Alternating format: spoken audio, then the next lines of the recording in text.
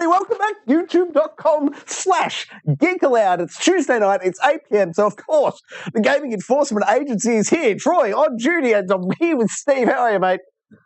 Mate, I'm good on duty, mate. You missed the ish in in that. That's all right because it's 8:20, so we'll go with the ish. Yes, 8 p.m. ish indeed Tuesday night, and for the first time ever, Sir Bully, welcome to the show, mate. G'day, lads. How are we tonight? Well, thank you, mate. Front and center, beautiful. Now, let me run you through, folks, the shape of the show. It is, of course, first up, games, interrogation, and deliberation. Very short segment this evening, just 8 games. We're going to fly through 8 of them for you.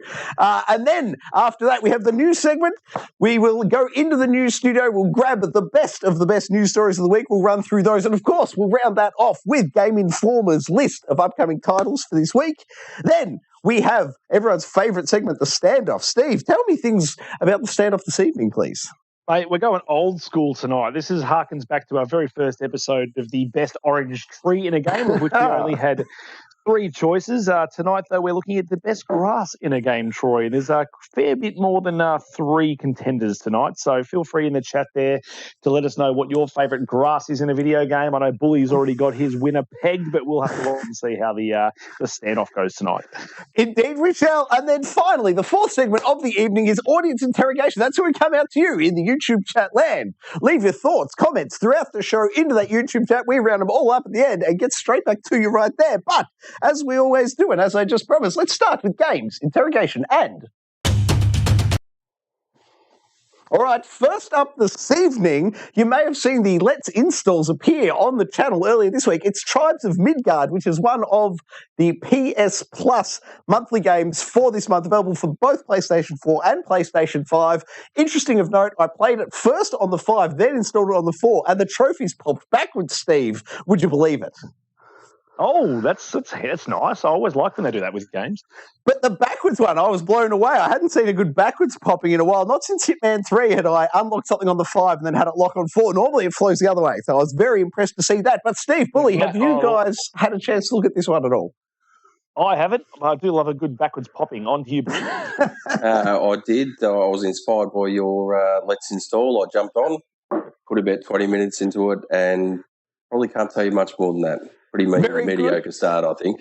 Yeah, well, it's a bit out there. It reminded me, Bully, and let me know if you've played this one, mate, but it reminded me of, now I'm blanking on it, Don't Starve Console Edition, which I believe was a launch title for the PS5, if I'm not mistaken. I could be very wrong on that point, but if you've ever played that, it's very much the same as that. They've taken that sort of Minecraft hunter-gatherer, first-person thing, they've flicked it out, isometric, but still hunting-gathering, get all your resources back to town, upgrade your outfit, upgrade your tools, upgrade your town itself, your defences, and have at it. So it's a bit of fun, but it's not for me. I'm not really that type of gamer. It reminds me very much of like a long game of Risk or something. Steve, does this sound like something that would entertain you, mate?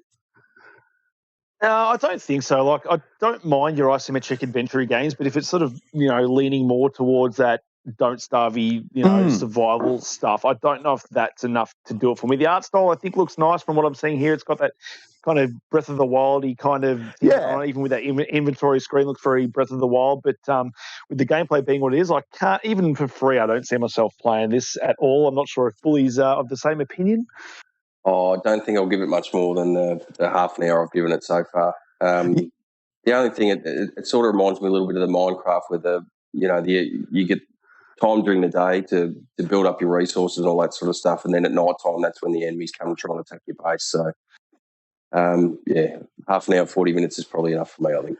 Yeah, that's a great call, mate. The only other extra bit I'll note, the only other bit they've added to this game, and it's just a merging of 2 popular things, but they have added the concept of a battle pass to it. So there are, daily challenges, win a couple of rounds, kill X number of demons or whatever. And I'll say the battle pass did get me in more so than Don't Starve. I bounced off really quickly, much like both you blokes were just saying. That sort of 20 minutes, half hour. I've seen it, I get it. It's not for me, bounce off. But in this game, I should be in the same boat, but because of that battle pass, I've actually played an additional 2 rounds. I think I'm done with it now, but the concept of the battle pass in there did work for an extra couple of rounds. Fellas, any other thoughts? I was going to say, is it multiplayer or is it just solely a single-player game? It's either mode. You can either play local offline, or it's everything about it is meant to be online competitive. Like everything about the menu structure, it's so calling back to like an Apex Legends menu structure of get your team together and get in there.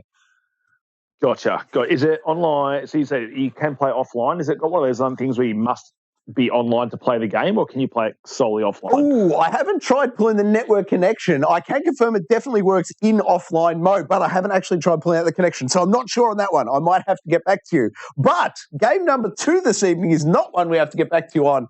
This one is Multiverses. Oh, Steve, help me out, developer. Is it Warner Brothers Games, I want to say, developing this one?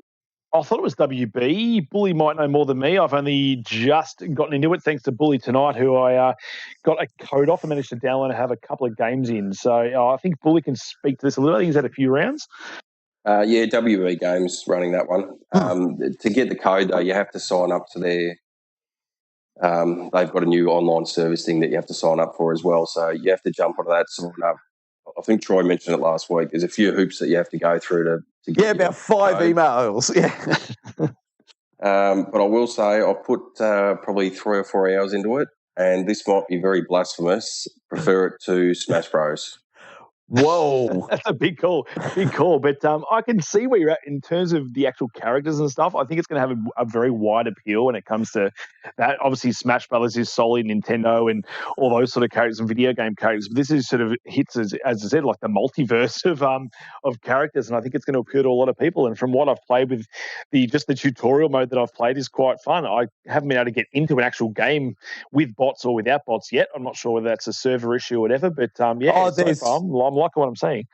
Yeah, it's the alpha test, mate. There's specific windows where they've got the servers turned on.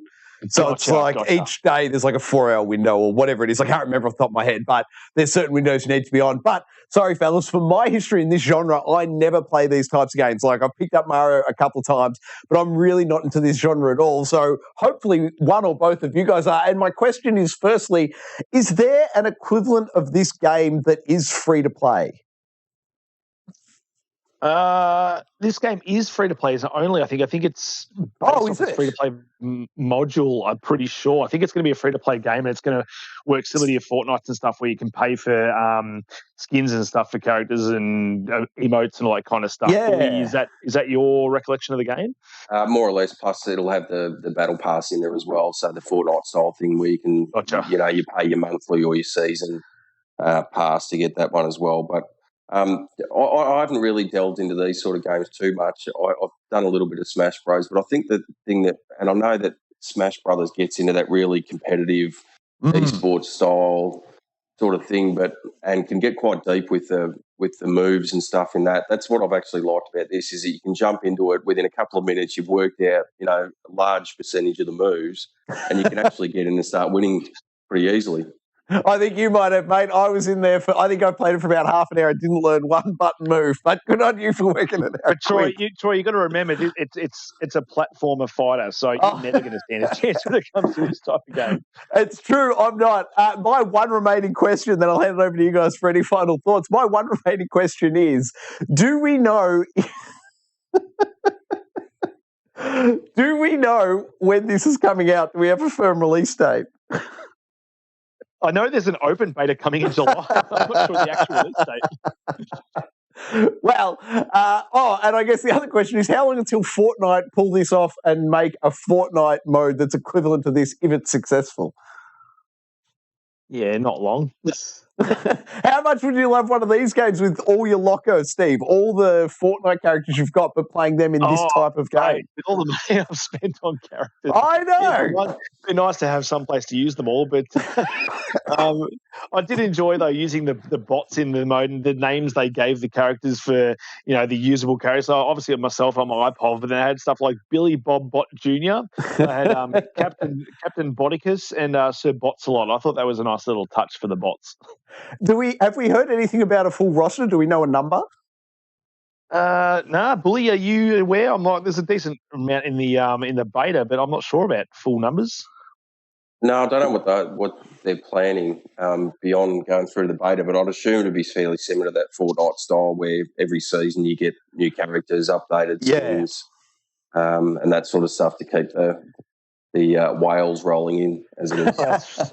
Yeah, I'll probably never play a game at all, but I'll buy all the characters, that's for sure. And speaking of the characters, they actually do. I really like the art style and what they've gone with. They look really good. Yeah. And I think it will appeal to the kids that are really going to be into this game, and even the Smash Brothers aficionados. It looks different enough from Smash Brothers. I think it could find an audience, and from all the reviews and previews and stuff from reading this game, a lot of people are really enjoying it. So fingers crossed it does well. I'd say make lots of money. Obviously, it's only going to make money from all those transactions and battle passes because it is free to play. But free to play is not a bad thing. I think if you get the right model, you can do it correctly, and Fortnite's proven that. Yeah, it'll be very exciting to see how well this goes. And yeah, as I said, whether Fortnite rip it off, depending on how successful it is. All right, now, and I'm not sure if this is to Steve or Bully, but game 3 this evening is Evil Within 1 and 2. Over to one of you blokes. Mate, this is all me. Going on from last week, or dare I mention the Evil Dead, because our audio might screw up at any moment. But it got me into such a horror game / show mood that I just couldn't not go and play these games. Granted, I've also watched season 1 and 2 of Ash versus the Evil Dead. I'm now into season 3. How many total? There's 3 seasons of the Ash versus the Evil Within, so I'm a couple episodes into season 3, so I'll dare say that'll be finished this week. But the Evil Within, if any game needed a 4K 60 frame update or even just a remaster, this game would be it, because I'm playing this game now and it is so good. I remember playing it back in the day and it had its 16:9 ratio with the black bars that was a non-negotiable, like the game that was the way it wanted you to play it. And it eventually did get a patch and an update where you could remove those bars, and admittedly I am playing that now on a 77-inch TV with no bars, and it does kind of enhance the experience for me because I do prefer that sort of big screen. But it is such a good horror experience, and if you really like horror games and you really like Resident Evils, then do not sleep on this game. It is incredible, and it runs better than it ever has. Yes, it runs at 30 frames per second, but on the new hardware, it sort of doesn't drop that 30 frames, and the 30 frames actually kind of gives it a nice sort of movie quality to it, and a really nice horror quality to it. Compared to number 2, which does obviously now run at your 60 frames per second and is very smooth. The gameplay is really smooth. If you're going to play a game for the first time, if you like you, Troy, if you're not into your horror experiences and stuff like that, then it's probably a more user-friendly game. It's a more casual experience. You can chuck it on easy. You're not really going to have much of an issue. You become overpowered pretty quickly in this game, and it's not as scary, whereas the first game, like, it is a roller coaster. You are going through level to level. You never know where you're going to be put. There's no open spaces like they go with Evil Within 2. It's just sort of this one-track single-player experience, and it's just such a good horror experience. But if you do want to play a really good game and you like your third-person shooters and a very satisfying headshot for zombies, then definitely play Evil Within 2. I have literally been playing both games non-stop for the last 2 weeks, which is why these are the only games I'm talking about, even though they're old. But they are such good experiences, and if you've never played them before, definitely play Evil Within 1 and Evil Within 2. As I said, Troy, if you want to play something on baby mode, and you're not too a fan of the horror stuff, but you do like games like Control. It does a lot of stuff like Control does with levels and stuff like that. So I reckon if you can stomach Control, you can stomach Evil Within 2, and I could not recommend it enough to play on a next-gen console. Do any of you boys have anything to say on it? I'm not sure if any of you have played Evil Within or Evil Within 2. I know Troy probably hasn't, but maybe Bully.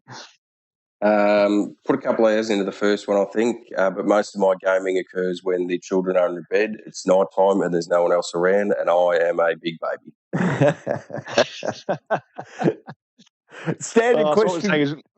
Standard question from me, Steve. Are either of these games in either Game Pass or the PlayStation Plus? Plus library. Both, mate. I'm going to give you. This is a problem for you because you've got no excuse now because both Evil Within 1 and Evil Within 2 are both on Game Pass. Perfect. No excuses necessary. So I expect an install video tomorrow, and I expect a let's play by maybe tomorrow morning if you can. Oh, look out! Wednesday. I could think about it, mate. It's been thrown down. Sorry, just fighting with the camera, if you can believe it.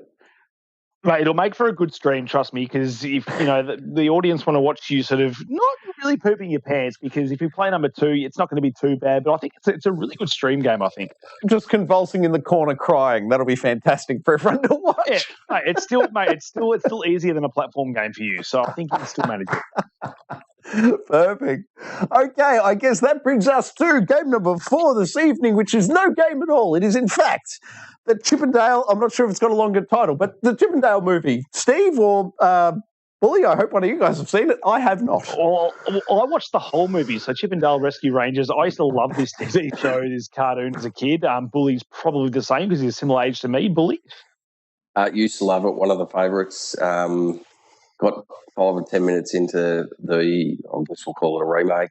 And I know that there's some famous voices behind the new characters, but just didn't do it for me.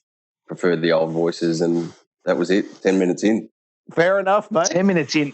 You need to give it more than that, Bully, because you're missing out on the best cameo of movie history. I'm gonna call it. It's the best cameo in movie history. No spoilers, though, I hope, Steve. I don't know if I should spoil it because no, please don't. Like I know it was all in it. It's so fun. Like the amount of characters you see from your childhood, from different cartoons. You see, obviously, in the trailer, Peter Pan's obviously the main bad guy, and he's obviously grown old and disgruntled now that he's old and can't get into another movie and stuff. But it was such a fun ride. Even the little fella who says, I don't want to watch it, he was fine, having fun with it by the end. Probably not as much fun as I was having because I really like these characters. And as Bully said, it can be weird with the characters, obviously voiced by Andy Samberg, and can't quite remember the name of the other bloke that's playing. It was up a few moments ago, but I can't recall it. I can't remember his name, but you'll know his voice as well. But I thought it was really well done and such a fun movie to watch. So if you want something to watch with the kids, definitely watch this, and you will absolutely love every cameo you see, especially Ugly Sonic.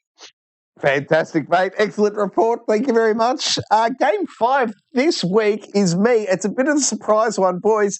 Fastest eyes, get them ready. You've got one shot and it goes for 3 seconds. Name this game from one opening shot from the end of the prologue. Anyone? Crash Bandicoot 4. Grand Theft Auto 5. That was Damn it, I was so close. You were so close. That was, of course, the funeral of Michael's fake funeral from the prologue of G.E.A. 5. I picked it up this week on Xbox Series X, taking a look at the next-gen version on the Xbox. So we've had the PlayStation 5 version on the stream back when it came out. What was that? Anyone help me? What was that, like a month ago, maybe? When did this version come out? Oh, I reckon it's probably 2 months. It feels like a month, but I reckon it's probably been longer. Well, yeah, about 2 months ago then we checked out the PlayStation 5 version, and this was me going hands-on with the Xbox Series X version, and I just feel much more at home playing Grand Theft Auto 5 specifically on an Xbox. I don't know what it is about it. I think it's the nostalgia. It's where I played it first on that series of console, but it really feels at home on the Xbox, and I think it looks just as good. I haven't done the Digital Foundry. I haven't gone and looked it up, but to me, to my eye, it looked exactly the same quality as on the PlayStation 5. So if you're comfortable with it in either genre, I think you're in for a fantastic game. What about you guys? Have you looked at the new release of Grand Theft Auto 5 at all recently? Bully? No, haven't jumped into it. And I'll be honest, I don't know if I will. I just can't. I know it's been reduced price on the release for the new consoles. Yes. Yep. I just can't really stomach paying again for a game that came out 2 generations ago. It's the new Skyrim for me, I think. They just keep fair enough, mate. Fair call, Bully. Yeah, do you reckon you'll buy G.E.A. 5 on your smartwatch next year? I reckon. No, I reckon the only thing that I would say against the Xbox version against the PS5 is I think the DualSense controller stuff is really well done on the PS5. So that's very true, mate. Good call. Good call. Good call. All right, then. That brings us to Game 6. Now, I'm confident with this one. Over to Bully for Game 6. Here's some Sifu action. Well, Sifu, I know you guys have jumped into it when it had the digital release, but me being a physical man. Oh, yes.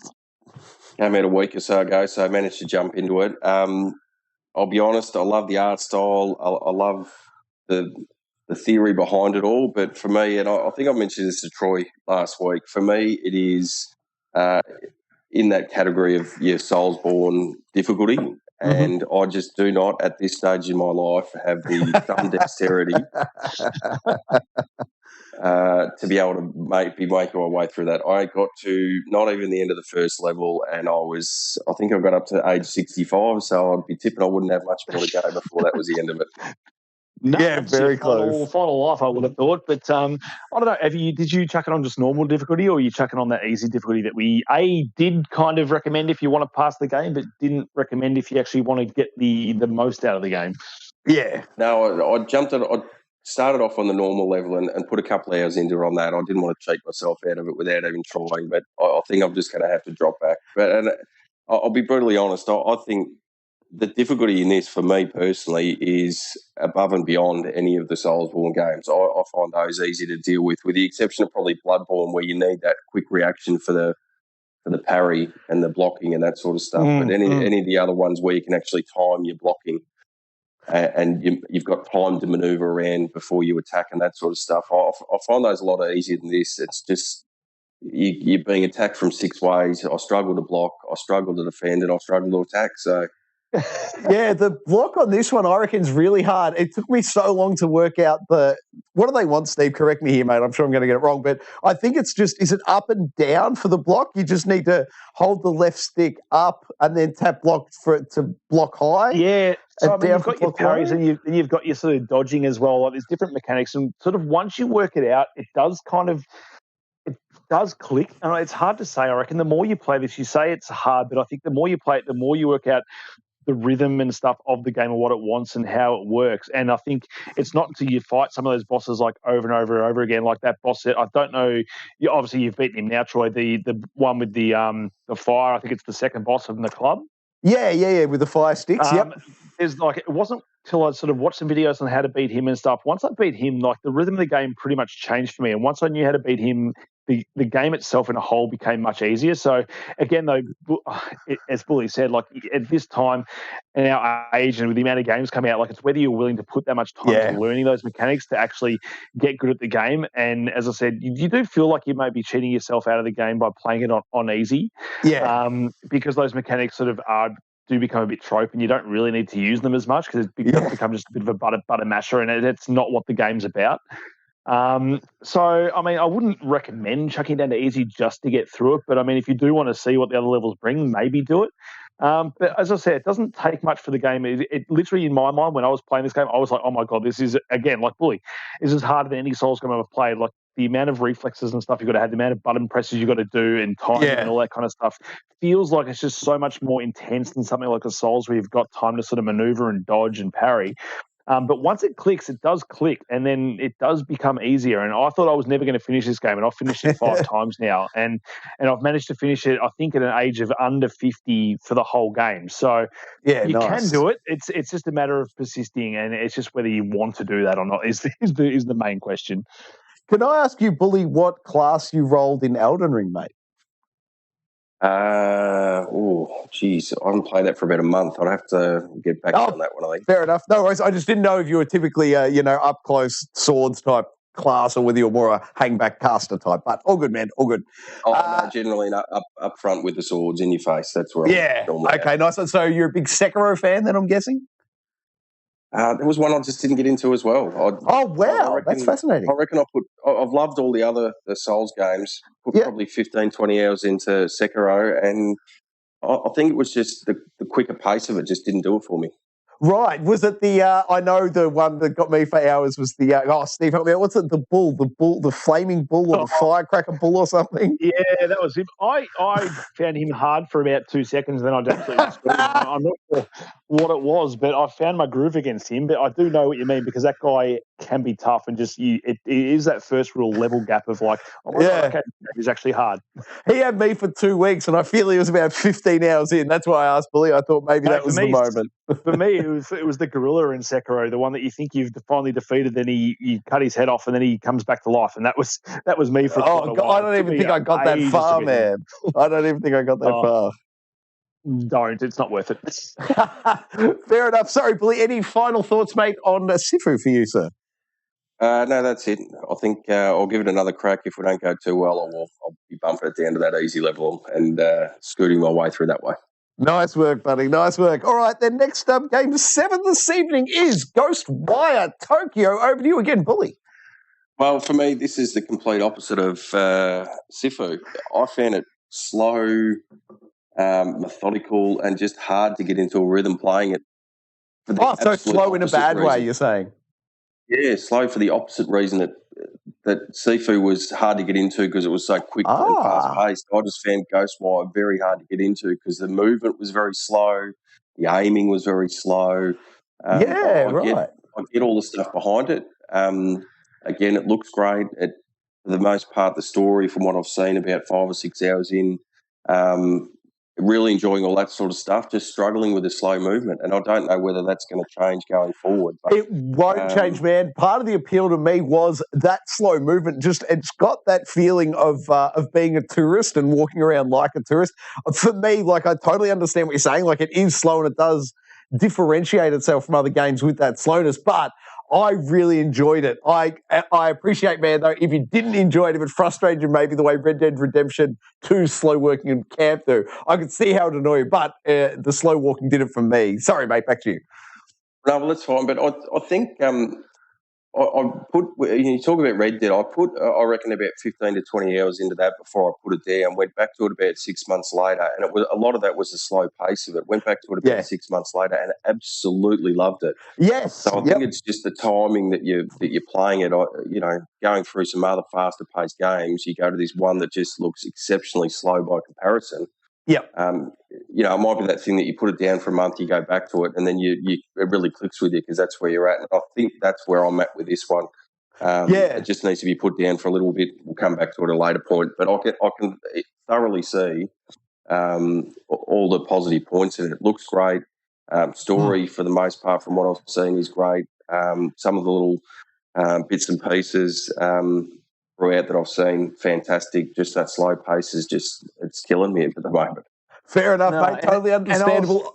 Sorry, Steve, go, buddy. Well. That's right. Just in relation to, I don't know whether it's obviously the slow pace and the way he moves and stuff, but I implore you to do what I did, and I think Troy did as well, is there's an ideal way to bump all your controls and stuff to actually make the gameplay feel much more fluid and smooth. So just, even if you just Google best controls for Ghostwire Tokyo, and it changes the combat experience. It's much more snappy, much faster, and it's much more fun once you change those settings, and they are drastic differences to what the game sets up if you're in the first place for your combat. So maybe do that and see if that helps you with your combat. I know obviously the slow pace of the game itself is inherently in the actual design of the game, but in terms of the combat and gameplay, I think you'll find yourself having more fun if you do sort of research that and change some of those control settings. You're right, Steve. I'd totally forgotten about it, man. But now that you've said that, I think, there were 3 things in the controls that I flicked, and once I flicked it, it made a lot more sense. You're completely right, man. Great call. I'd forgotten all about it. All right, so unless you had any final points there on Ghostwire Tokyo, excuse me, Bully? No, I think that's it for that one. Beautiful, nice work, thank you, mate. All right, that brings us over to Game 8 this evening, which is in fact a TV show, and it is the pinnacle of the Halo TV show on Paramount+. Steve, what can you tell us? Mate, we've reached the finale. Some might say, thank God. Some might say, I wish we were in season 2, which I think we're looking at season 2 is going to be hopefully good. Hopefully, Troy. We've killed off some characters. We haven't gone back to some other characters from one of the worst episodes in TV ever, which was episode 7. Don't watch it. I've been there. I'm not going to go there again. But this episode, like I've spoken about the show feeling most like a video game before when we had those big combat scenarios. There's another one of those big scenarios in this episode, which is probably, I'm going to say, the best one we get out of the whole show, which is probably works out right considering it's the last episode. But what's the duration of that sequence, if you don't mind me asking? It probably goes for about 10 to 12 minutes, I reckon. Oh, awesome. Okay, cool. So it's decent. It's like there's some good CGI in it. There's some bad Uncanny Valley type stuff there, but all in all, as a whole, like, scene, it actually works really well. You've got all the Spartans working together. You've got Master Chief seeming the most Master Chief he's ever seen in the whole show. He doesn't take his mask off mid-fight, which is great. I wouldn't have put it past him to do so, but he doesn't stop and pick up a random chick. No, he doesn't. He doesn't. In fact, one of his chicks the chick from the final episode that you think he's going to maybe, the one he had coitus with, she, spoiler alert, she gets murdered from what we know. No, not Master Chief's child. No, no. So she meets her demise from what we can tell, but I think it's all building into this whole Master Chief becoming Master Chief thing, which is why I think season 2 is going to be the Halo we sort of expected and wanted out of this first season. I understand what they've done with this first season, which is sort of building this whole Master Chief behind the mask kind of thing. Well, not really behind the mask because he's barely ever got it on for the whole season. but they're building that character, and then by the end of the season and this episode, he and Cortana essentially fuse as one, where she takes over his body. It's kind of a bit weird because he's like, I finally trust you enough, take over my body. And then he essentially dies, inverted commas, but doesn't die, but she takes over him and has an amazing battle scene where he's like dual wielding plasma guns and all that kind of stuff. And he becomes the old death and rebirth. Yeah, but I don't know that they're doing this whole side. He becomes the silent protagonist because all of a sudden he's not speaking, but like she is Master Chief because she's controlling the armor and the body and all that kind of stuff. So there's something going on there. Well, by the end of the episode, he's still taken over by Cortana. But there's some good stuff in this episode. And if you've watched the whole season, sort of building, this is not the worst way to end. It's not the best. I think they kind of maybe could have gone a bit more grand with the final episode. But it is leading very nicely, I think, into a season 2, and I'm pretty happy where it's ended. I think that episode 2 episodes ago was absolutely horrendous, and I don't know why we had to have that. I had that story arc at all, and I hope we never have to see it again, which is weird because if we don't see it again, what was the point of it in the first place? But, it's almost like they had enough. They were issued a certain amount of shows, and then they had to go and write the scripts to fill the holes. So, Troy, I don't know if we had it back in the day, but I would like to issue a formal infringement notice to episode 7. Look out! I've got one here. 2 points to you. There it is, Steve. The 2-point infringement notice. It's been issued. Beautiful, beautiful. Official infringement notice issued for episode 7. You can jump off a cliff and never exist ever again. Now, I'm not sure, Bully, have you followed any of the Halo TV show at all? Have not to this point. Was waiting for the series to finish, and then I'll jump in and binge watch it. But you're not really selling it to me at this point. I thought you were going to say you were waiting for my final review of the final episode before you watch the show, but that's okay. I don't know about the final review. I think you've given me enough with season 7 and seeing. I'm less worried about him taking his mask off and more worried about him taking his pants off. He's not called Master Cheeks for nothing. Those pants are offered just as much as that mask. I love it. Steve, is it possible at all, haven't read this anywhere, totally making it up, but is it possible that where it ended at season 1, could that at all match up to the intro to any of the Halo games at all, narratively wise? Yeah. No.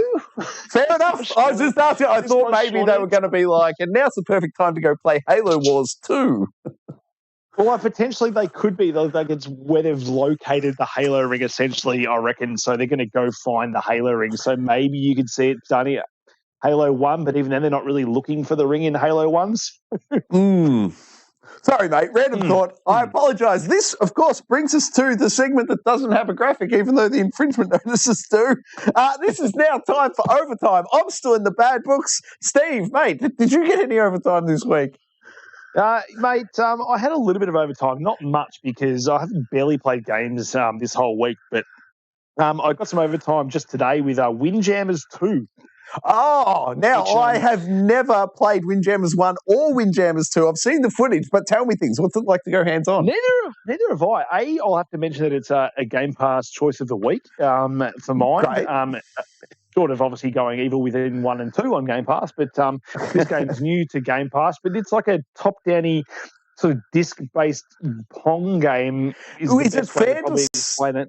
Would a fair summary, mate, be the California games from the old Lynx handheld system? Yeah, it's very much got that attitude about it and graphic style, which is kind of really appealing to it. And it's just kind of fun. Like it's got that one more game kind of aspect to it. And it's just really simple controls, but really fun to play. And it kind of like, yes, I haven't jumped into and reinstalled Rocket League, but it kind of has that same kind of fun value to it where you're just like, I'm just going to keep playing and playing. So I'm not sure if any of you guys have had a chance to play. Bully, have you had a chance to play any Windjammers? Have not touched the Windjammers. Do you know, Steve, is it online multiplayer? Is there a battle pass? How are we looking on that front? It does look like it does have online multiplayer. I was just playing the arcade mode, which was just player v player, and you pick a character and go up against another one. You got different sort of. I played on a beach and I played on a concrete level, and it had different mechanics in relation to the net you're trying to hit over. One of them had like a guard that you kind of could split and make it wider the more you hit it, and You got jump moves and power moves and stuff like that. But no, it's really cool for something just on Game Pass. It's a really small download. For me, Troy, it only took 3 hours to download. So what's that? What's that? Maybe 5-second download for you for an install if you wanted to get a quick one up tomorrow before you play Evil Within. Yeah, blink and you'd miss it, mate. It sounds like it. I like the Windjammers 2 recommendation. What other overtime you been putting in, mate? Mate, another one again just this afternoon, not even for myself, but if you got an Oculus Quest or any similar headset device for VR, my little fella tonight, he didn't want to initially play it, but Fruit Ninja on the Oculus, Troy, he was in there for half an hour straight just on the Zen mode, cutting up fruit with samurai swords and absolutely loving it. So if you've got a device and just a Fruit Ninja, which is a quick download, I don't think it costs that much, just get on it. I've got to tell you, Steve, we have Fruit Ninja here for the VR headset that you use for the Tourist, mate. Check that out on the channel, the Tourist. Steve does Half-Life Alyx, it was. But my son got on there, and that was the one, mate, where you put out the PSA a couple of weeks ago when we had the, the new Wii Sports game, telling everyone to put their controllers on. That was the VR game in which my son launched the controller across the room without the wrist strap on. So if you're picking up Fruit Ninja, make sure you put on those wrist straps. Pro tip. It's funny you should say that. I had him in front of my 77-inch TV playing. I'm like, I actually have to adjust. I'm like, I'm going to put these straps on his wrist because I'm like, I don't like the chance of these controllers staying in his hands. For Fruit Ninja, you definitely need it. Yeah. I walked away for 2 seconds, came back, and he's like swinging them around like nunchucks with the strap attached to his finger. I'm like, no, that's not how it works, buddy. Put them back in your hands. So that's another recommendation from me. And also, I'll jump back into because I've been having my horror nostalgia and stuff. Jumping to Dead Space 1 on the Xbox as well. Also, now is that 360 back compat? Yeah, 360 back compat. Still 30 frames, whereas Dead Space 2's got the bump to the 60 frames per second. But what a game as well. Like, really cool horror, really cool graphic style, and I can't wait to play the remake in hopefully January 2023. Plus 6 months. I think you'll be there. All right. I think that's going to do it for the overtime list. Bully. Has Bully got some overtime? Sorry, Bully. I think he's been playing some Uncharted, I think. Below the fold. My apologies. Sorry, Bully. Go, mate. Sorry. Certainly gone in the last week. The Uncharted Legacy of Thieves collection, which has got the Uncharted 4 and the Lost Legacy, which was the proposed DLC, come out as a standalone game. That collection, I have finished through Uncharted 4 and the Lost Legacy, went back and did the speed run for Uncharted 4. What was the time? 5 hours, 37 minutes. So just under 6 hours. Steve, do you have a competing time? I don't have a competing time. I don't think I've done a speedrun. In fact, if I think I did do it on the PS4 back in the day, I'm not sure. I can't remember. I'm not going to put pen to paper to say I've done that or not. I think Bully. I'm going to say Bully's probably done it before me, but I'm not sure how it works. Do you have to click through cutscenes, or how does it work? Yep, you got to work. You skip all the cutscenes, but you can pause it while you're going, which won't count to the timer. But if you die and reset back to a checkpoint, that entirety of that time will add to your total. So you've got to try and get through it as quickly as you can. But you can drop it down to the Explorer mode, where it's basically once you've completed the game, you get the golden guns and the unlimited ammo. So you can basically railroad your way through it with all the enemy encounters and push your way through that way, which you have to do, otherwise you won't get anywhere near that 6 hours. I'm pretty sure that's how I made it through Legendary. What's the hardest difficulty? I've gone blank on it. Isn't it a play on Uncharted? Is it Unearthed or something? I can't recall now. I can't, but I know that's the only way. That's because it doesn't just like you can use unlimited ammo, unlimited whatever, and still pass that game on the hardest and earn that trophy, which is nice. Sorry, Bully, have you played the Lost Legacy? Have played the Lost Legacy as well. Punched my way through that. Was going to go back and start doing the some more of the trophies for that, but for the collection, there's only one platinum for both. Yeah, which is rough. And there's real rough trophies to get that one platinum. Real rough, but what an epic achievement if you can actually have it on the pile of achieved. That'd be pretty impressive. Bully, are you aiming for that platinum? Are you going to go for it? Oh, I think I will. It'll take me a bit longer because I'm just going to have to work my way through each game. But having said that, I think this is I reckon at least 6th or 7th time I've played through Uncharted 4, and the 3rd or 4th I've played through Lost Legacy. It's better every time I play it. It is one of the best games ever made, or best collection of games ever made, sitting one below my all-time favourite being The Witcher.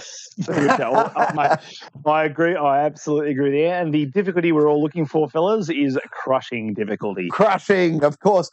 Bully, my question is, do you know the, I know I'm blanking on the name of it, but there's the, what do you call it, the like prayer beads you can get in the Lost Legacy that, I can't remember if it vibrates the controller, it alerts you somehow that a trophy is, treasure, is near. My question is, Can you bring that into Uncharted 4, or does Uncharted 4 have an equivalent? It does not have an equivalent, so there is a lot of guide work that has to go into getting all those treasures, because there's 100, I think off the top of my head, there's 103 treasures in Uncharted 4 that you have to work your way through. Oh my goodness, without something sniffing it out for me. I was going to say, luckily, if you've done it on PS4, those trophies do pop for your PS5 if you don't want to redo them. Nice. Yeah, I think you can load the save from the PS4. I chose to, probably pretty stupidly, not import the save and start from scratch. That is true gamer status right there. Hardcore. I love it. Now, that brings us to the end of the game segment. So, Steve, if you can help me out. No, I know where it is. We're off to the news segment. The news. Oh, now that's my fault. Sorry, everyone. That was me being behind the play. All right, first up tonight from, where are we? Video Games Chronicle. We have the full PlayStation Plus games library lineup has been confirmed for Asia. Oh, God, I don't know. Steve, Bully, one of you, please tell me you've read it and tell me what happened in it. Mate, Bully, go ahead. Well, I think the biggest surprise or the biggest shock for me was the fact that some of the old PS1 games are getting trophy support. That's the best news I've heard.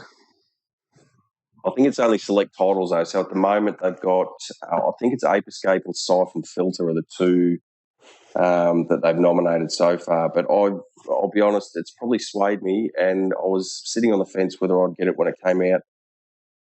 Here, I think I'm tipped over the edge, and I'll be day one, I think. Yeah, my desire or intent is just to get the top tier just for 1 month, just the first month that comes out, just to play with it, just so I understand what the service is. But I've seen nothing that'll actually get my money month over month from me yet. How about you, Steve?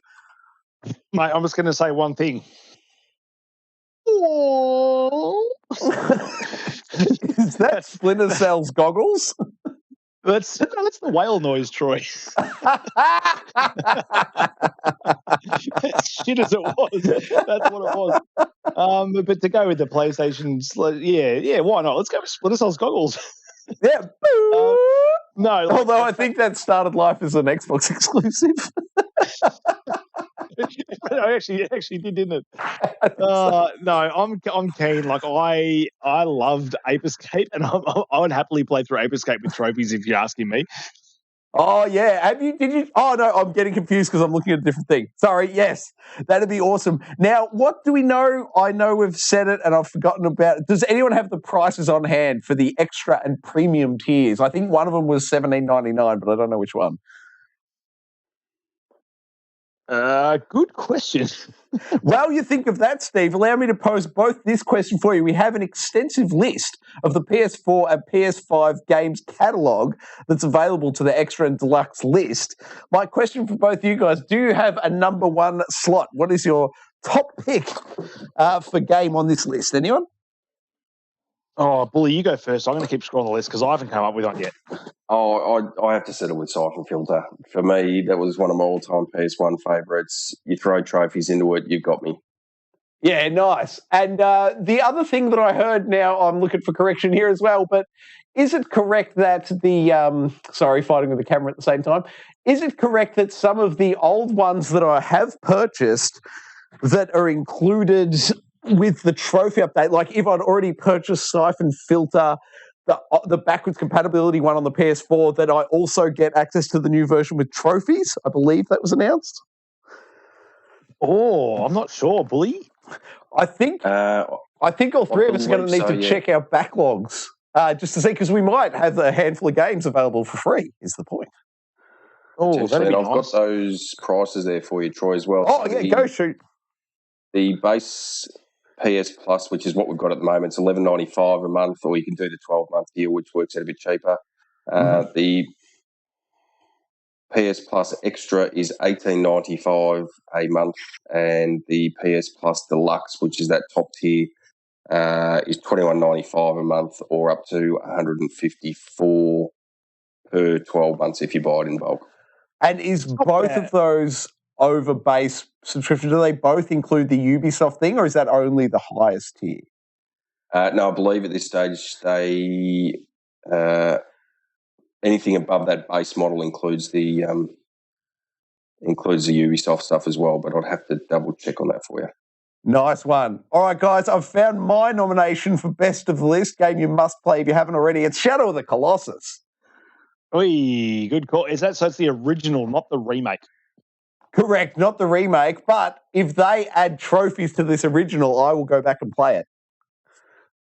Fair call. I don't think I even finished the original. I don't think I finished the remake. Steve! Mate, that is... I don't think I finished the remake either. It's one of the touchstones of gaming. You've got to roll credits on Shadow of the Colossus. Bully, please tell me you've rolled credits on Shadow of the Colossus at some point, mate.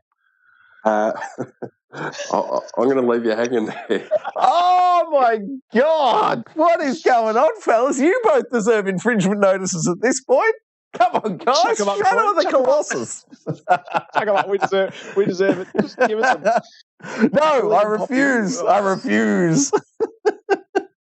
I was on Xbox at the time, back when pennies were tight, and I wasn't a PS2 man. And then by the time the remake rolled around, it was just old hat, I think, and just didn't really get into it. To this day, that game holds up. I demand both of you play it at some point. Put it on that backlog, somewhere near the top. I'm suspecting the upcoming gaming dial is going to be perfect for you blokes to pick it off.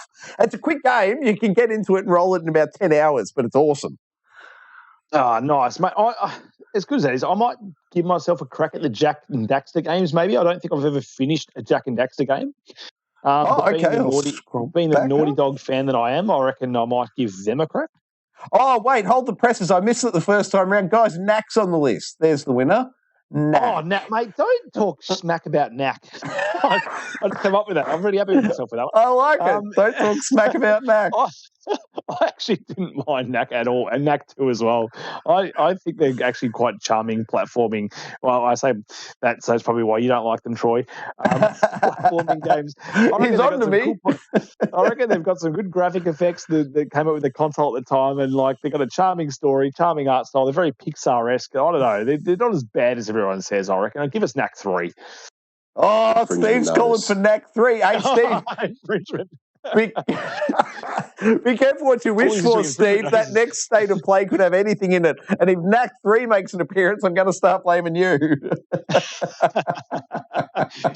can always issue infringement notices. It's okay. That we can. Sorry, Bully, mate. Did we get your one? What's your number one for this list, mate? I think it was the Siphon Filter. That's where I was. The Siphon Filter, of course.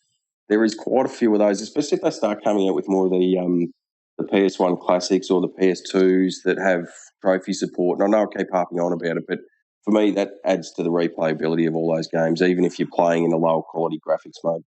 Yeah, definitely, mate. Trophies or achievements would definitely get me into some old ones. In this article as well, I think they don't. A lot of the PS Plus games appear to be running at 50 hertz as well, which is much better. The PAL versions?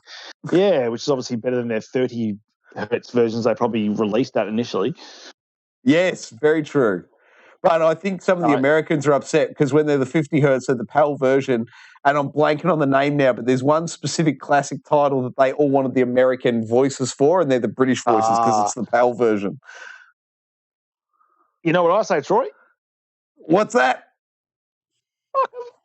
I thought you were going somewhere else. I was getting ready with a button press, but I won't. All right, that'll do it for story one. Story two this evening.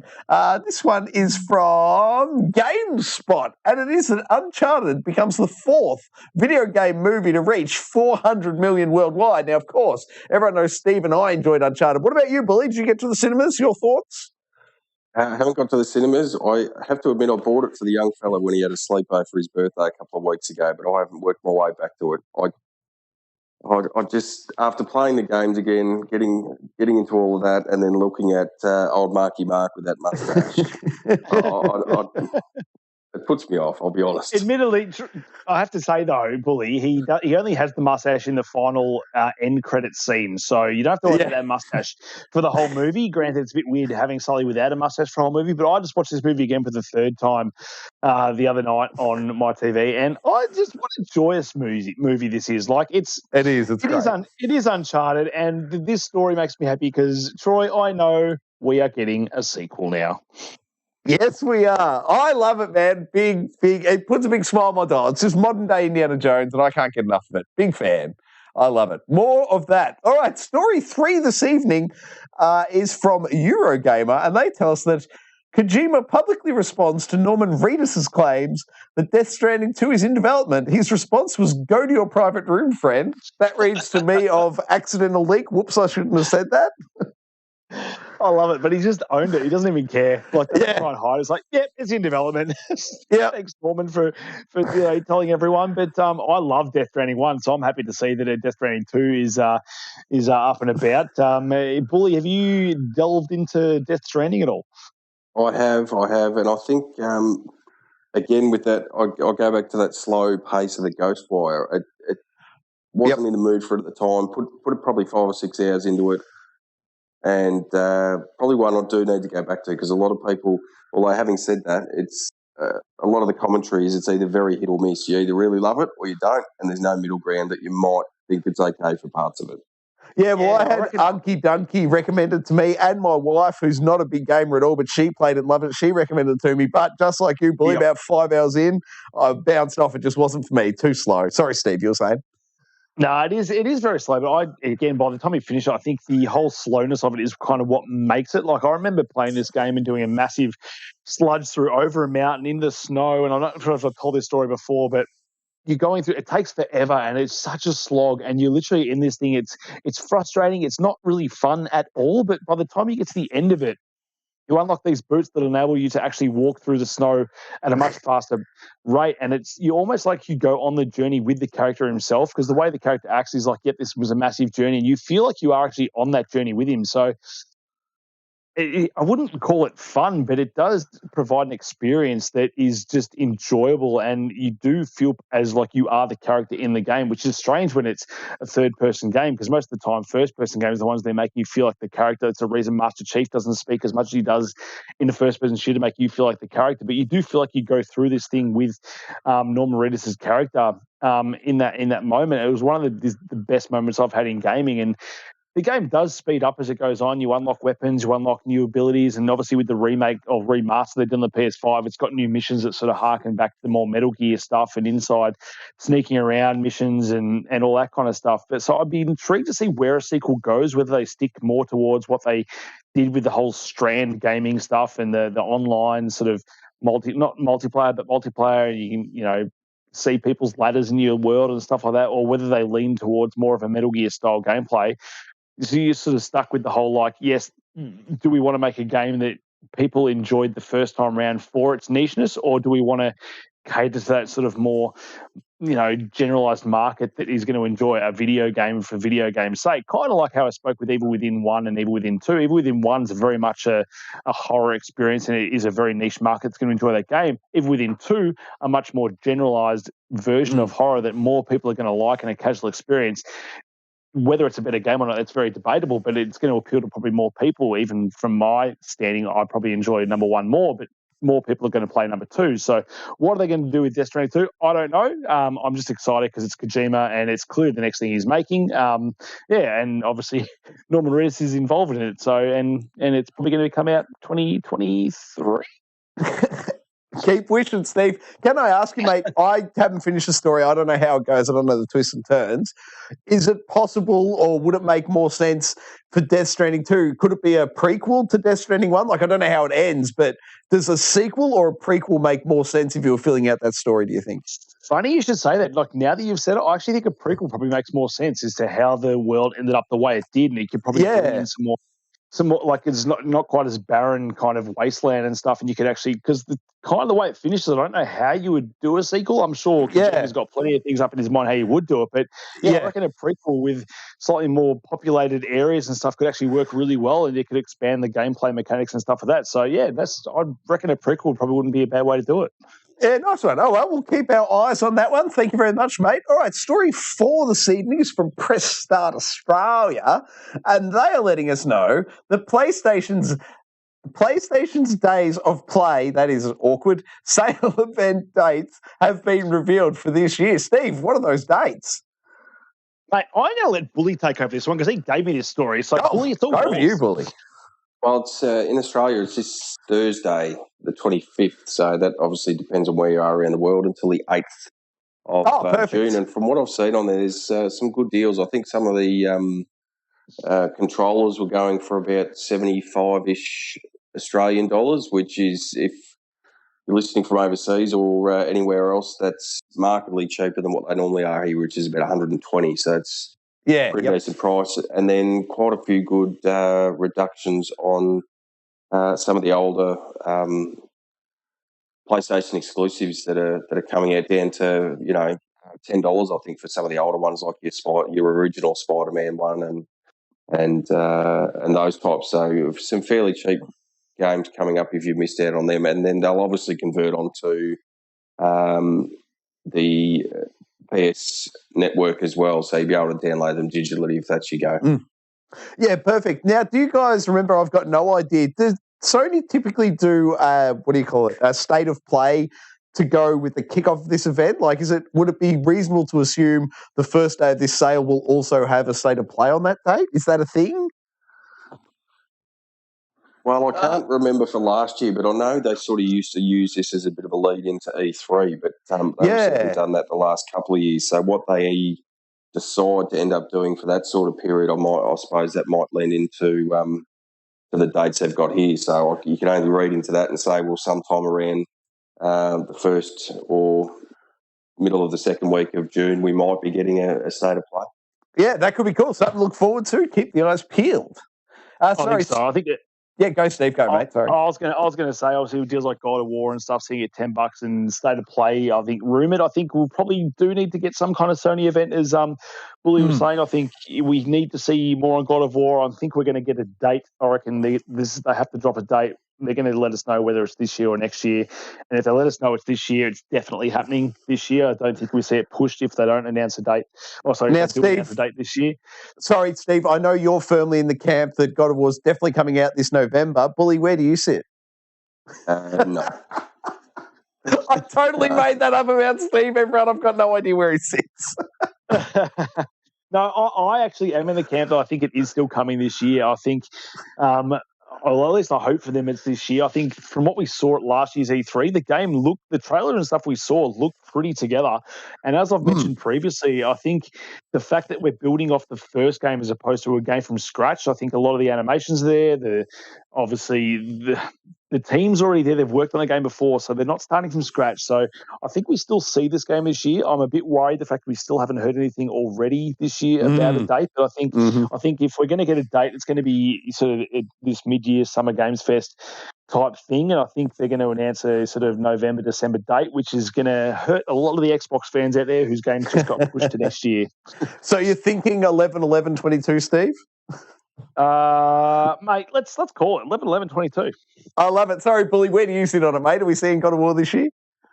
I don't think so. My concern, as much as I'd love to see it, I think my concern is the first-party exclusives that are coming out from PlayStation have been pushed of late. You look at Gran Turismo that got pushed. That was supposed to be a launch or near enough launch title that got pushed almost 18 months, and I'm just a bit hesitant. Horizon got pushed.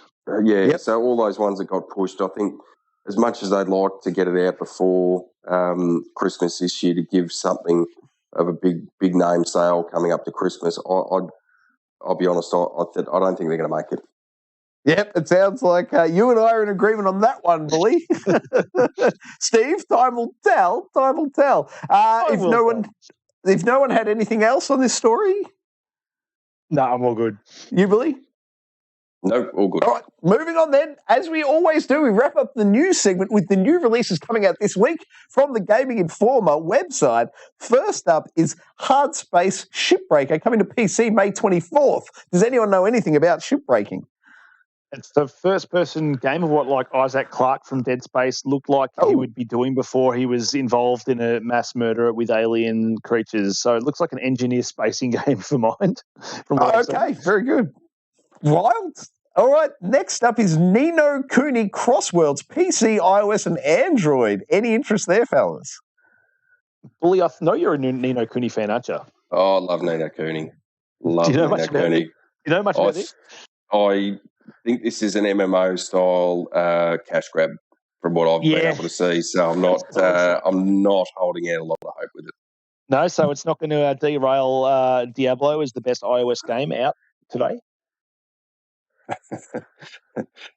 Anything on the iOS doesn't get played by me, so that's the spirit. All right, then. Next up, we have Roller Champions coming to the PS4, Xbox One, Switch, and PC. Last gen release, if you will. Anyone interested in Roller Champions here? Not overly. It looks like it's from what I've seen, it's like a oval-based skating game with a ball, like similar to like a Knockout City thing, but a bit more realistic. And I didn't mind Knockout City for what it was, but I can't see myself jumping into a Roller Champions game anytime soon, unless it hits that magical Game Pass. So it's not going to pull you off Windjammers too? No, it's definitely not going to pull me off. All right, then. Next up we have, now I know this one's going into Game Pass because, gosh, I'm excited to do the install of this in a day or two. Sniper Elite 5, coming to the PlayStation 5, Xbox Series X, PS4, Xbox One, and PC. Who else is with me? Who wants some Sniper Elite 5 action? Hands up. Big time excited. Big time excited. Where do you stand with the history of the franchise, Bully? Have you played any others to completion, for example? I've played back to the V2 version. Okay. Hardcore. I've played all those. Absolutely love it. Don't go quite to the specs of having it on realistic bullet drop and all that sort of stuff. So I just played at the normal level, but absolutely love it. Love. If ever I'm playing a shooting game, I'll go straight to the sniper rifle. So this is right up my alley. Nice. Now, do you have any sort of sniper rifle peripheral? Do you have one of the, what do they used to be called? Joy-Con guns, I want to say? I do have an old buck hunter that goes with a Wii that has a scope on it. So bear with me, I'll get a prop. I almost don't need to. It's on one of our graphics. What they need to do, oh God, it's caught. What they need to do, Bully, is the old, God, Steve, do you remember what this is called? The old VR shooter for the PlayStation. I can't remember what this thing's called. I know it's written on there. The aim controller. The old aim. Oh, I've got one of them. Is it the VR aim controller? Yeah, the VR aim controller. Bully, I've got to tell you, mate. Oh, there it is. Yes, I did have one of those. I was going to give mine to Bully, but I can't find it. Little sniper scope added to the top of this one. I'd be all about it. That'd be a heck of a lot of fun, I reckon. Sign me up for some of that action.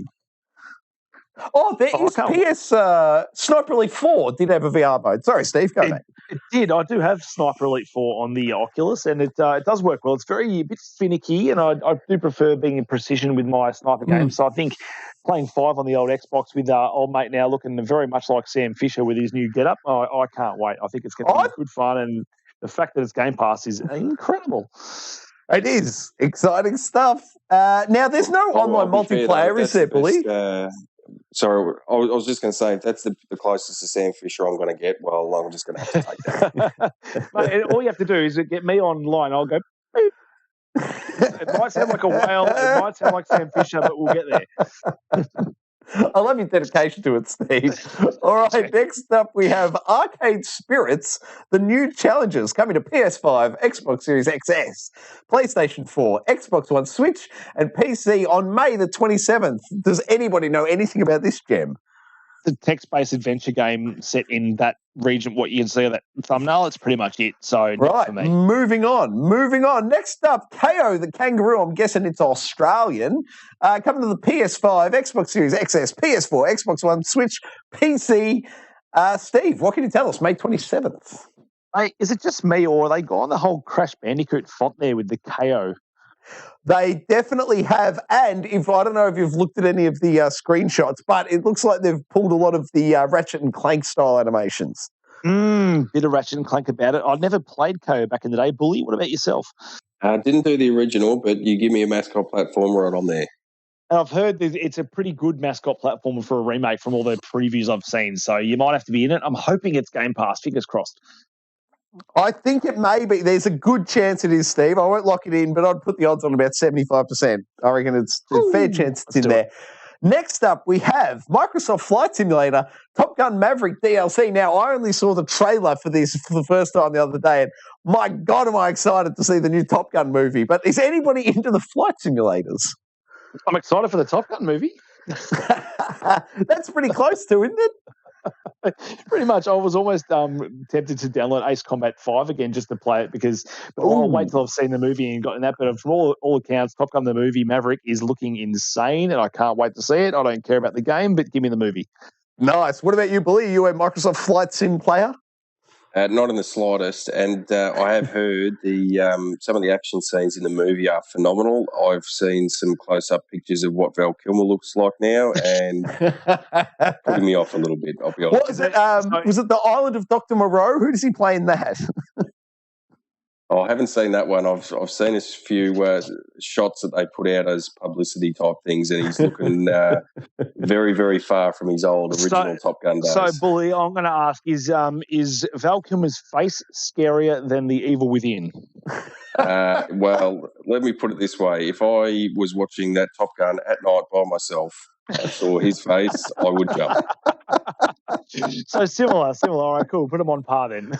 I love it.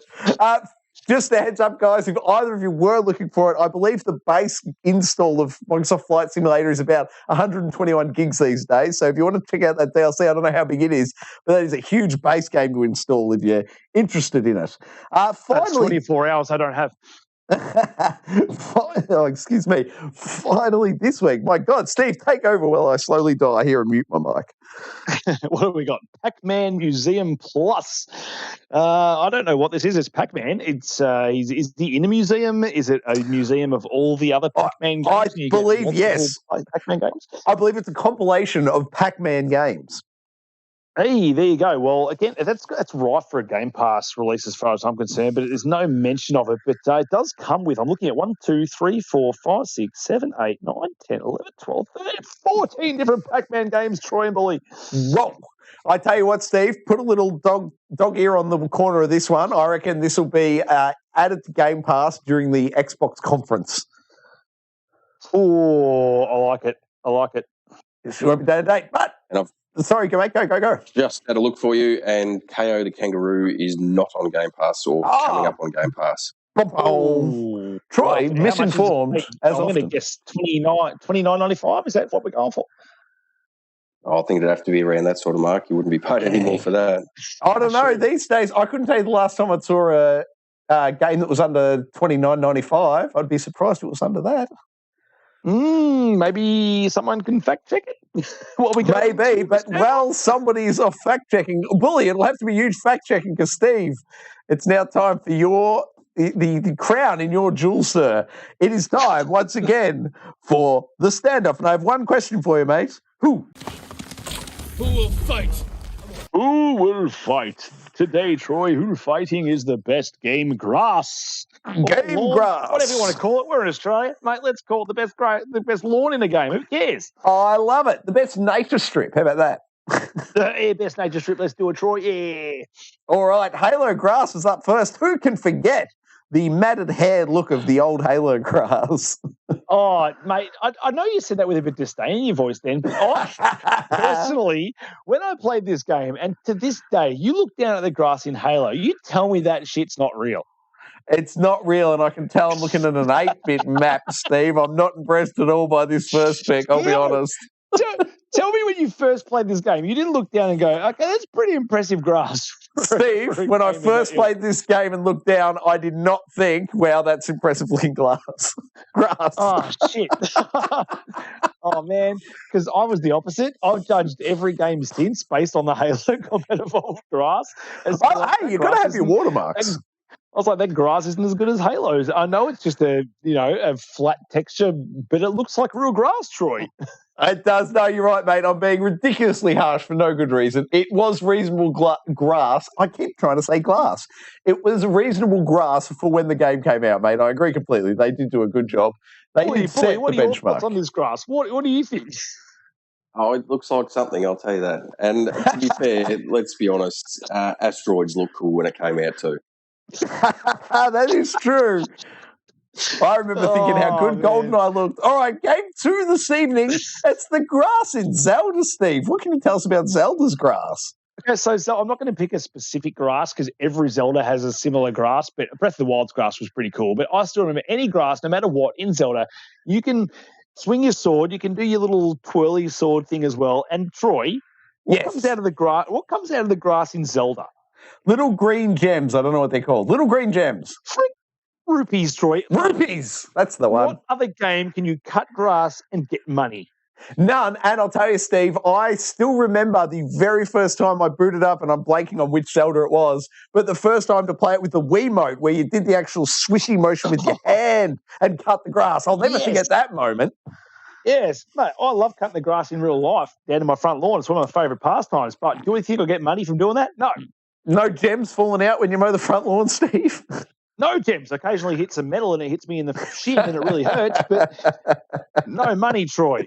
How about you, Bully? Any money ever show up when you're mowing the lawns, mate? Well, I'm paying the money out when the kids go out. Nice. Cool. All right, third game this evening. Zelda, doing well. Zelda's doing well. Third game this evening now, I got to say, this one is lighting me up, Steve. It was Lawnmower Simulator, of course. We had you in the studio to go hands-on with the old steering wheel in Lawnmower Simulator, mate. Wasn't that a joyous occasion? It was a joyous occasion. I should say that, like, Zelda's the only one where you get money from mowing lawns because they do give you cash for mowing the lawn really well in Lawnmower Simulator. That's true, they do.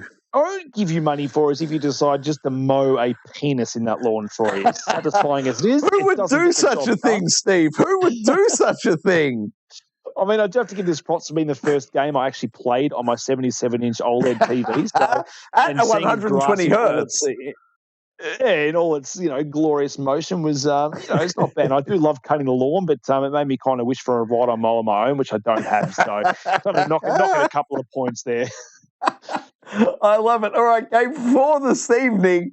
Red Dead Redemption 2. Now, that was some grass. My goodness. And did we walk nice and slowly through it, Steve? Ooh, Troy, we did. And Bully, you've already spoken on Red Dead Redemption 2 tonight with its slow pace walking through the things. But what did you think of its grass? Loved it.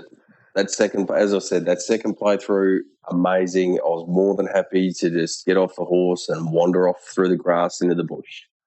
Yeah, mate, this is some of the best realistic-looking grass and biomes I've seen in a video game. Like the lighting on it, just the different levels of grass. You've got long grass, Troy. You've got short grass. You've got yellow grass. You've got green grass. You've got it all. And the way it blends with the dirt, it's incredible. If you fire it up on a high-end PC, Steve, it's a thing of beauty. I don't have one of those, but I take your word for it because it looks just as good running at 30 frames per second on an Xbox. I just wish we had that 60 frames because this is one of the best looking games ever made. Who doesn't need 60 frames per second grass sway? I know we all do. Ooh, we all do. Now, I don't know how this game got on the list. Clearly not the winner, but next up, the 5th one is The Witcher 3. I'm not sure what it's doing on here. I don't know. Bully, tell us. Which is on every single list. Best flying car, The Witcher 3. I'm sure somebody's made a mod for it. So very true, very true. So Witcher exists, has grass, does compete. I love it. Is that your argument? That's pretty much what I've got for you. I don't think I need to put anything further forward. I agree with you, Bully. There was fantastic grass in The Witcher 3. Has grass, got it. All right, another one that has grass was Death Stranding, Steve. Now, you'll have to speak to us about this. It sounds like Bully and I may have bounced off before they sprouted. I will.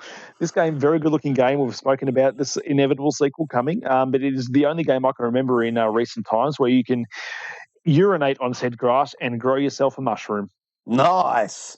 That sounds like some Mario Brothers action to me, that one. Very good.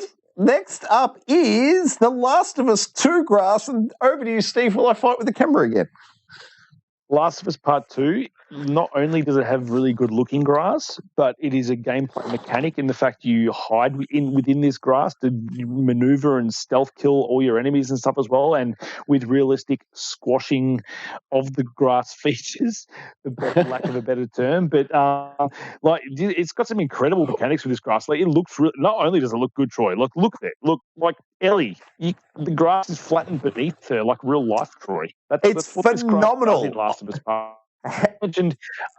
How many grass angels did you make with Ellie? Stuff that you walk through and the way you maneuver through it, but this takes it to a new level. You can crouch in the grass, you can go full prone in the grass, and it reacts accordingly. Troy and Bully.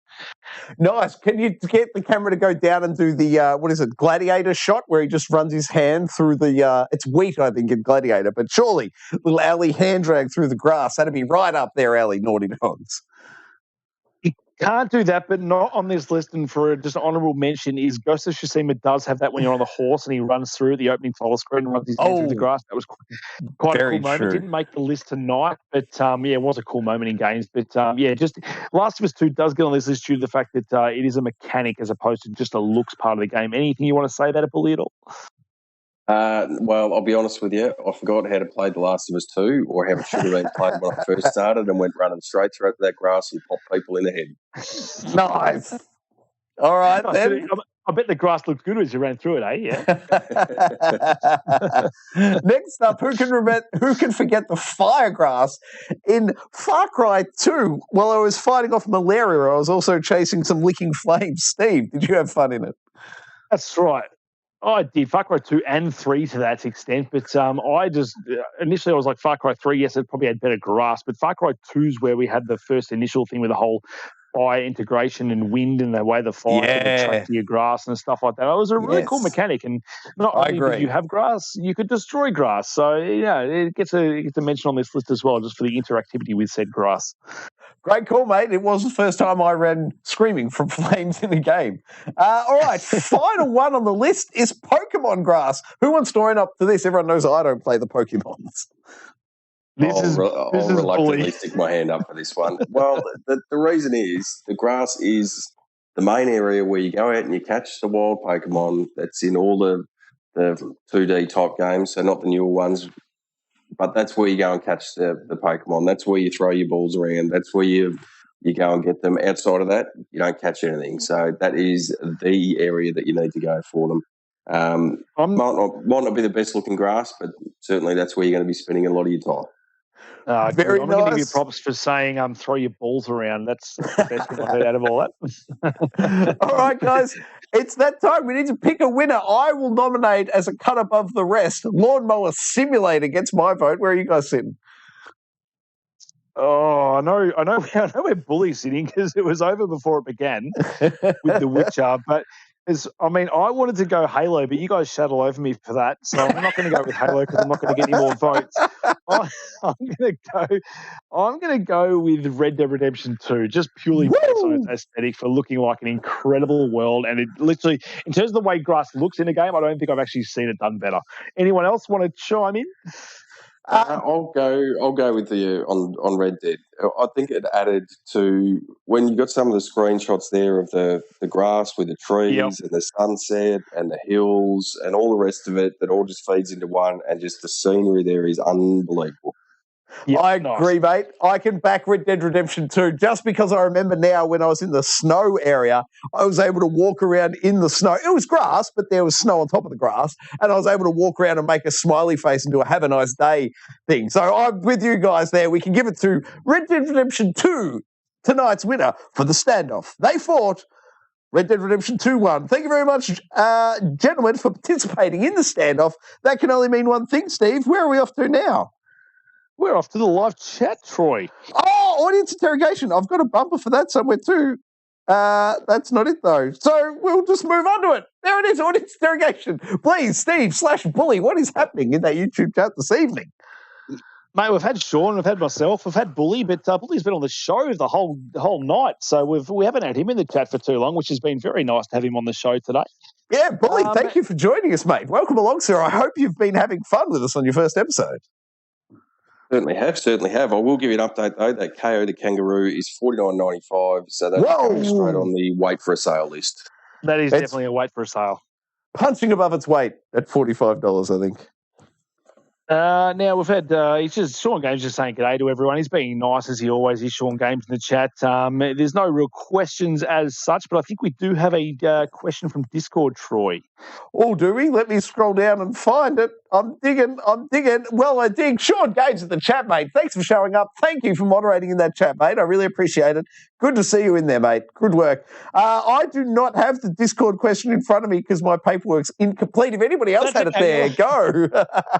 I do, Troy. I'm glad someone's paying attention. Good work, Steve. Is the best novel you've read based off a game or game based off a novel? It can go either way. Ooh. So there's a few come to mind. I mean, I've got The Witcher, I've got Metro Exodus, I've got, what else have I got? Troy, Bully, help me out. Is there any others on your list? Well, I'm just trying to think, did graphic novels count? Or did I mishear? Yep, graphic novels count. Yep. Now, I don't know if this counts, but did either of you by chance read the Max Payne comics that led into the first one? No. Max Payne, the first Max Payne, like when it was Remedy doing it on PC. Oh, no, I didn't even know that was a thing, but I would love to know what they're like. Are they good, Troy? Well, I don't even really remember. I vaguely recall enjoying it, but I couldn't tell you now any specifics. Whether there was more than one, I got no idea. It was definitely a thing, though. I'll have to go searching. I am really not sure I'm blanking on that. How about you guys? Well, I'll give you a couple. I haven't actually read or seen any of these, but I'm just I've got a bit of a list there. Apparently, it's an Uncharted book or novel. Is it? Well, allegedly. Does it have on the front the based on a recent motion picture? Oh wait, I reckon we had a story. Didn't I? I reckon I've spoken to you about this story. I reckon there's a novel based off the movie that is actually voiced by audio recorded by Nolan North. Now that you say that, I remember you saying that. Yeah. Yeah, and he does all the voices in the audio book for the Uncharted based off the movie book. Perfect. I love it. That's great. There was also an Assassin's Creed adaptation that went, I think, with the movie that came out, which the movie was tripe, so we'll just move on from that. Yeah, good. But I know I keep harping on about it, but I'm going to have to stick with The Witcher for that one. Fair enough, mate. Fair enough. I've read a bit of The Witcher as well. It is really good, but I did get the Metro 2033, I think it was, novel with the Metro. I think it was Exodus back in the day, and I've read at the start of that, and so far it was good. I'm not the biggest reader, but yeah, from what I've heard, all accounts, that book does marry up really nicely with the games. Nice one. Excellent question from Discord. That is a reminder to everyone out there, we do have a Geek Aloud Discord in each and every video on the channel. If you expand it out, there's a link. You can join up. Everyone's welcome. Come on in there, say hi, make yourself known. But that will do it for this week. Bully, first, excellent, sterling effort, sir. Thank you very much for coming along and participating in the games. Thank you very much for having me, lads. Always welcome, mate. Please come on back. Steve, buddy, welcome. No, goodbye. That's what we're doing now. See you later. Thanks for joining us. See you, mate. Unky Dunky, off duty. Thank you. Good work. And Troy, off duty. I'll be back tomorrow morning, 10 a.m.-ish for some sort of live Let's Play. I've got no idea what it is. Mystery bag. What was that, Steve? Sorry? I said Evil Within. That must be only one thing. And that will do us for this evening, folks. Thank you very much for watching. Remember, Geek Aloud, like it, subscribe it.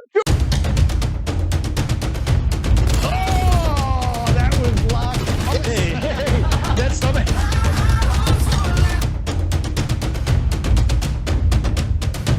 I love everything about it. Ooh. Fire splash! Old Uncle Donkey. Donkey.